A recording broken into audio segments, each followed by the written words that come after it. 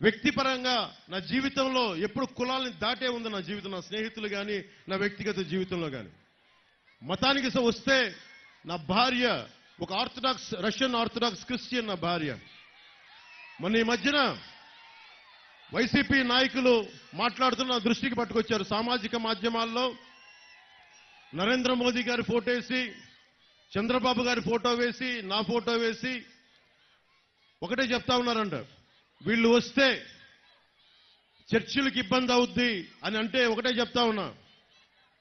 నేను సినిమాలని ఆ రోజు నేను ఏవాసించాను, నేను జానీ అనే సినిమా తీయడానికి. ఓట్లు పడతాయనా? లేదు. సమాజం అందరూ బాగుండాలి. ఎంతసేపు హీరోలు ఒక మతం నుంచే కాదు వేరే మతం నుంచి రావాలని కూడా ఆలోచించాను. అందుకే జానీ అని పెట్టాను దానికి. అలాంటి నేను నా బిడ్డలే, తల్లి ఆర్థడాక్స్ క్రిస్టియన్ అంటే నా బిడ్డలకి చాయిస్ ఇచ్చాను. దేవుణ్ణి మీరు ఏ రూపంలో కొలుచుకుంటారా? జీసస్ క్రైస్ట్ గా కొలుచుకుంటే సంతోషం.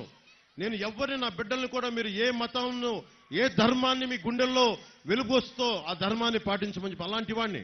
అలాంటి నేను బాబాసాహెబ్ అంబేద్కర్ని గుండెల్లో స్ఫూర్తి నింపుకున్నవాడిని. అలాంటి నేను